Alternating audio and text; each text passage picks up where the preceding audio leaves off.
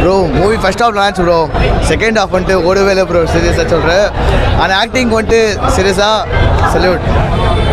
செம்மையாக இருந்துச்சு bro. Movie extraordinary. வந்து ஃபர்ஸ்ட் டே ஃபர்ஸ்ட் ஷோ பார்த்தல, இப்போ தான் சாட்டிஸ்ஃபைட் ஆகுற.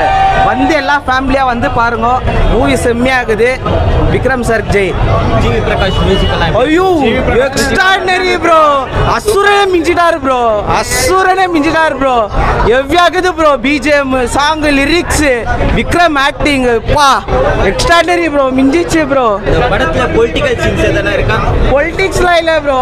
ஜெய் அதான் பாரஞ்சித் பற்றி, பாரஞ்சித் எப்படி சொல்கிறாரோ அந்த மாதிரி அவர் மெசேஜில் சொல்லிக்கிறாரு ஜெய் பீம் பற்றி. அவ்வளோதான்.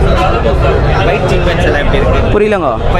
ஃபைட்லாம் செம்மையாகுது ப்ரோ, எல்லாம் செம்மையாகுது, ஒன்றும் பிரச்சனை இல்லை. பார்வதி அப்புறமா மால்விகா. ஐயோ மால்விகா பார்வதி ரோல் வேற லெவலில் இருக்குது ப்ரோ. ஆனால் அந்த பேய் சீன் த்ரில்லர் மூவி பார்த்த மாதிரி இருக்குது ப்ரோ.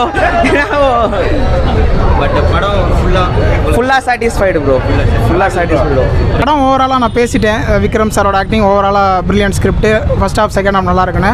இன்னொரு இதை நான் மெயினாக மறந்துட்டேன். ஜிவி சார்னு சொல்லுவோம், அவர் வந்து இசை அசுரன்றாங்க. எப்படி நல்லா ஒரு பேக்ரவுண்ட் ஸ்கோர் அருமையாக இருந்தது படத்தில்.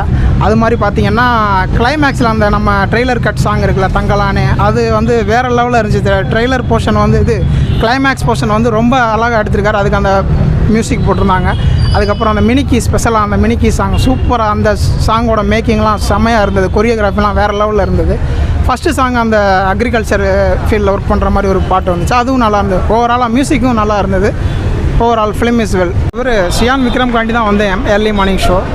ரஞ்சித் சார் பார்த்தீங்கன்னா பிரில்லியன்ட் எஃபர்ட். அவரோட என்ன இது பண்ணியிருக்காரோ தாட் ப்ராசஸ் அது கிளியராக எடுத்திருக்காங்க. விக்ரம் சாரோட ஆக்டிங் வந்து வேறு லெவலில் இருந்தது. பார்வதி மேனன் மேடம் வந்து கேரக்டருக்கு அடாப்ட் ஆகிட்டாங்க.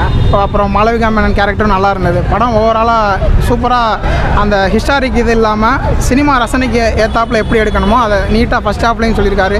சின்ன சின்ன காமிக்ஸ்லாம் வச்சுருக்காரு. பிரில்லியண்ட்டாக எல்லோரும் நடிச்சிருக்காங்க. படம் ஓவராலாக நல்லா இருந்துச்சு, நல்ல படம். ப்ரோ எல்லாருக்கும் வணக்கம். பஸ் மூவி நல்லா இருந்துச்சு. ஃபர்ஸ்ட் ஹாஃப், செகண்ட் ஹாஃப் சொல்லணும்னா ஒன்றும் ஓடல. சீரியஸாக சொல்கிறீங்கிற உங்களே சொல்லுங்கள், பார்த்த உங்களுக்கே மச்சா சேஞ்சா நீங்கள் சொல்லுங்கள். ஃபர்ஸ்ட் ஹாஃப் நல்லா இருந்துச்சு, செகண்ட் ஹாஃப்லாம் சொல்லுங்க ஒன்றுமே ஓடல படமே. ஆனால் விக்ரம் கோஷை தான் மூவியே பார்த்தோம். ஆனால் விக்ரம் நல்ல ஆக்டிங்கு அவர் செஞ்சிட்டாரு. இன்னொன்று hats off to Ranjith. 1001 part 2 பாதி சீன் வந்துச்சு, அதை பார்த்தோம். கேஜிஎஃப்லேருந்து 3 சீன் வந்துச்சு, அதை பார்த்தோம். இன்னும் நிறையா வந்துங்குது, நீங்கள் பார்க்குறீங்க. வேறு ஃபிலிம் பார்க்குறீங்களோ லேஸ் பார்க்காதீங்க.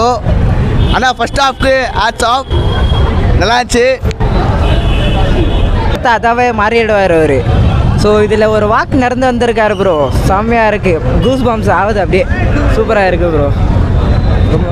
ஷியான் விக்ரம்னா என்னான்ட்டு இதுலேயும் பார்ப்பீங்க.